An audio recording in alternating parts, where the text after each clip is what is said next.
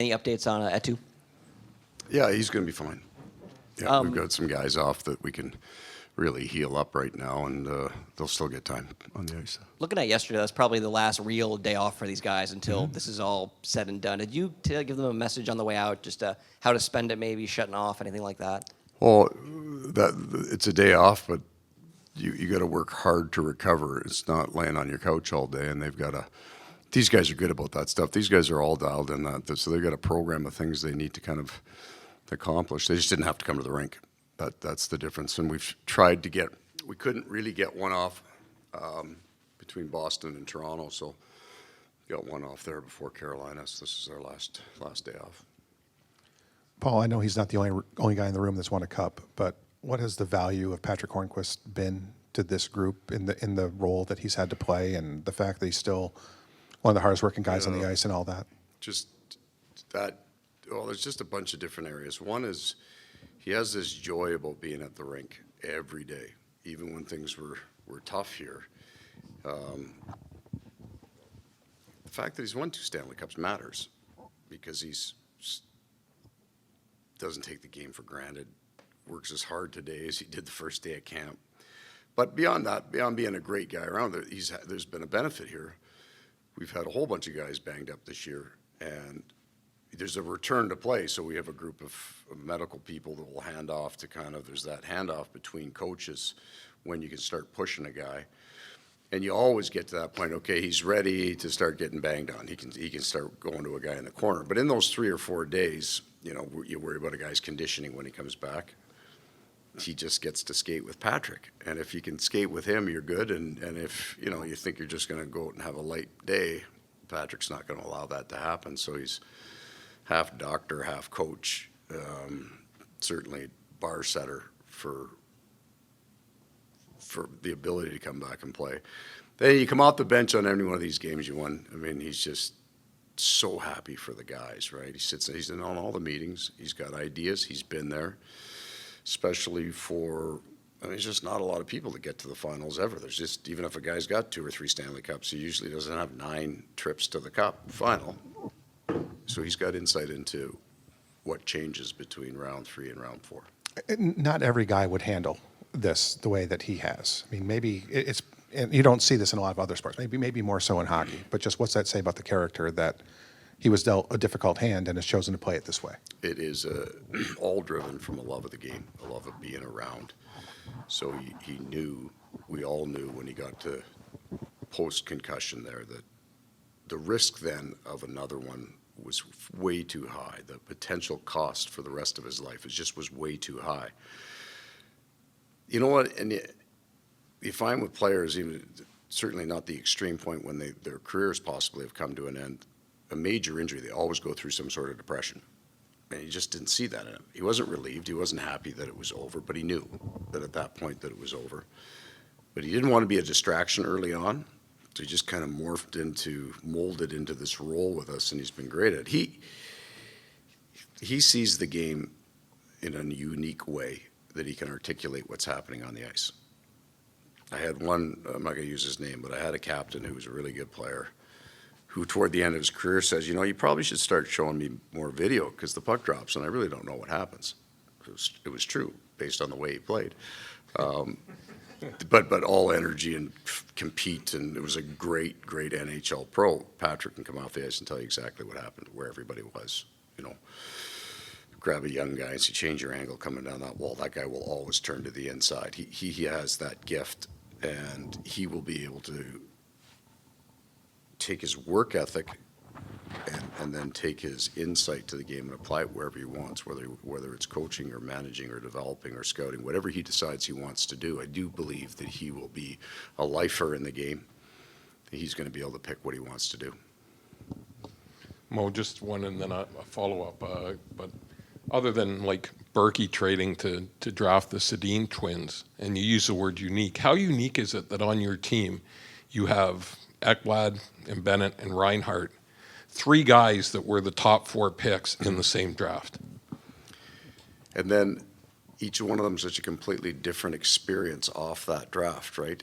I don't know what the stat is now, and I'm old again, but I remember hearing at one point only a third of first-round picks ever end up playing 100 games or more.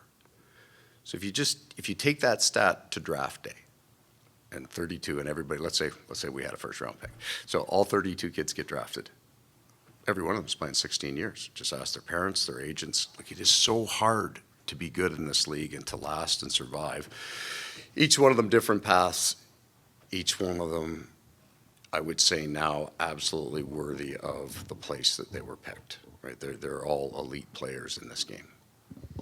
And the follow-up would be, now obviously you've coached in a couple of southern markets, you've coached in a couple of Canadian markets, and obviously it's not Winnipeg where you have the entire street full, Right. white out and that, but you've got Charles Barkley talking about your team, you've got Koepka up in the private box with the claret jug. I mean, is it cool to be a Panthers fan right now?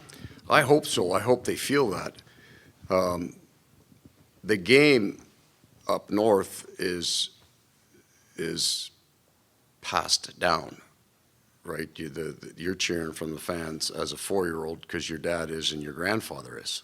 So you learn that passion early. In a southern market, you have to be exposed to it. It is you're building fans, but there will be a 5-year-old, a 35-year-old and a 55-year-old, and there might be 4 generations of a family now that will instantly become fans, and it's all shared memories. That's what fandom all is. It's people sitting around the dinner table and the kids and moms and daughters too, right? So you need events like this. Well, just think of Carolina, right? It was a bit of a grinder there for the start, and we had gotten to the final, and it was okay, and then they won the cup. But even with that, like even in that block of time, it took 10 years, and we were hit and miss in those 10 years, but they had won a cup, we had won a conference, and we had appeared in a conference championship in 2009 in the block. You need some success for it to become then not just one fan in the household. So you got to get 2, right? You got to get somebody took somebody to a game, and they don't ever forget that, and there comes a time 15, 20 years later that you take your kid to a game, and then that's when I think you get generational fans. Fun to be a part of, for sure. And there's a 7-year-old kid right now in Winnipeg who's becoming a Panther fan, right? I mean, just watching it on TV, it's like, I like that team, and that becomes their lifelong. Right. It's just weird how that.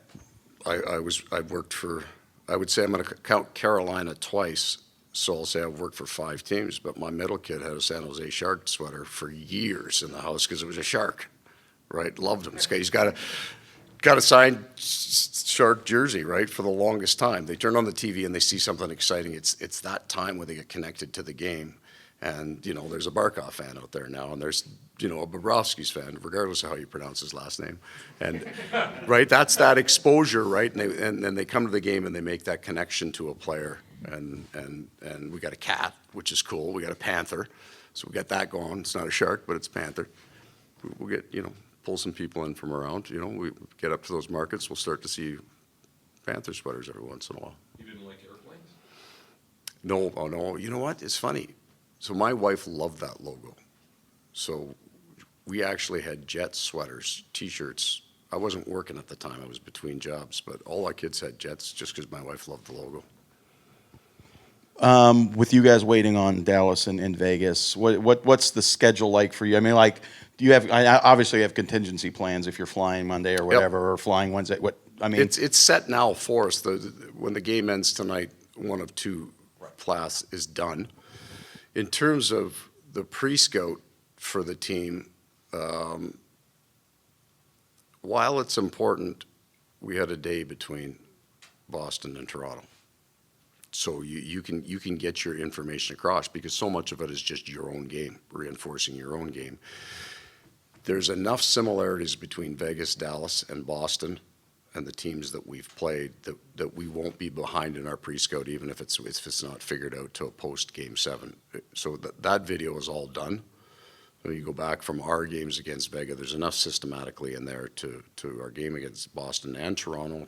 There's enough system similarity in all this that we're not going to be behind it. Going back to Bobrovsky, I think Yeah, that's the pronunciation, right? obviously people talk a lot in the playoffs about how goalies can really get in a rhythm. I know you don't know anything about goaltending, but Agreed.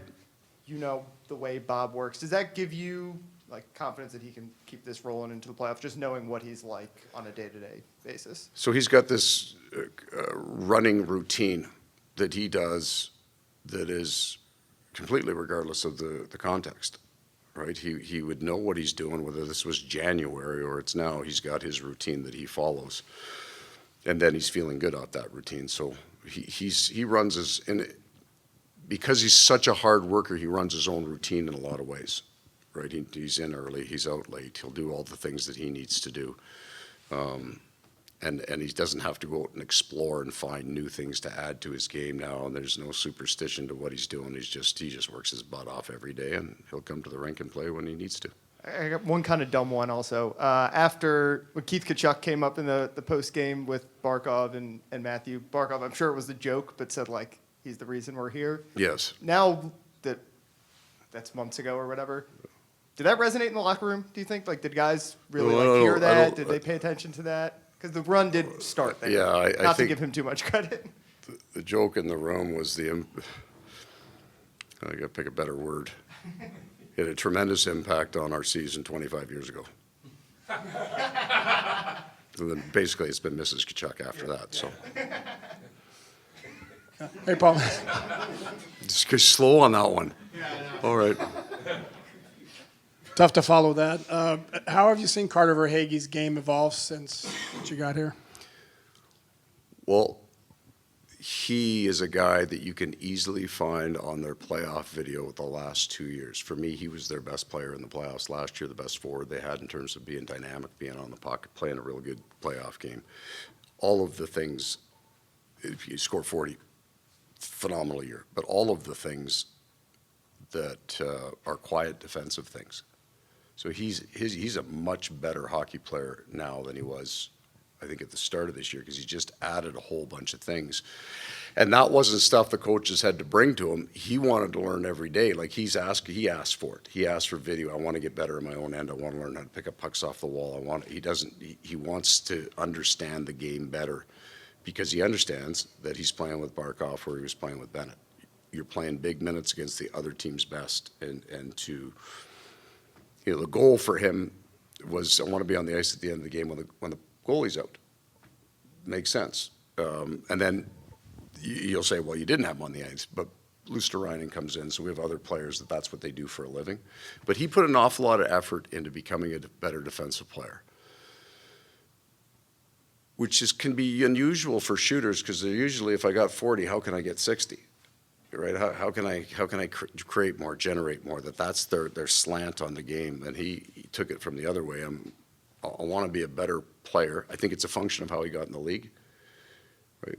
So a goal scorer that comes in, if you're not scoring, if you score 50 goals in a year, you probably get 10 doubles.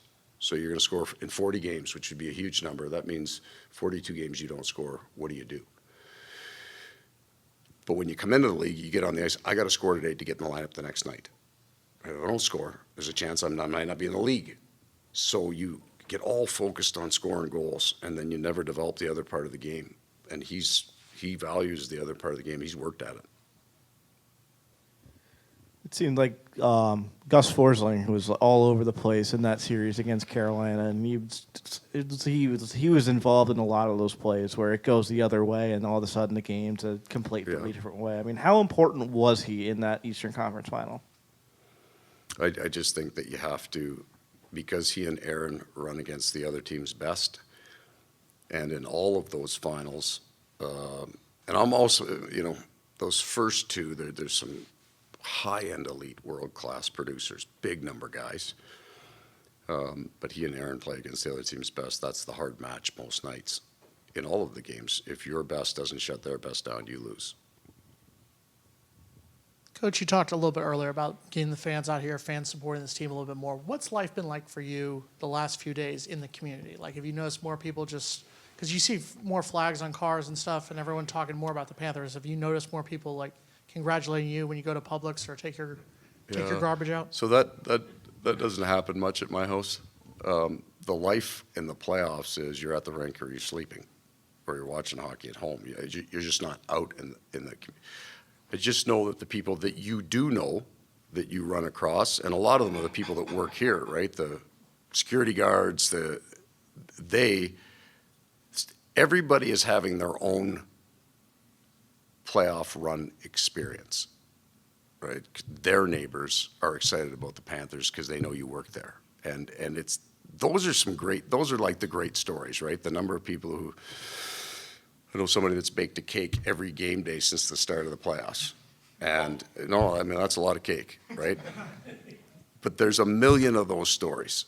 Your own family, right? So I got two brothers. So my younger brother lives at where my parents are, so that's where they watch the games. My older brother's got two kind of grown-up kids. They come back to the house to watch the game, and they have their game day routines. Everybody's, the number of superstitions for all the teams left, like worldwide, is like in the millions. Everybody's got their thing going on. And that's the best part of it, because when you call home, you get to hear those stories, and it is in this community. I'm just park underground and I park in the garage. So that's, I get gassed. I haven't been outside much yet to get around.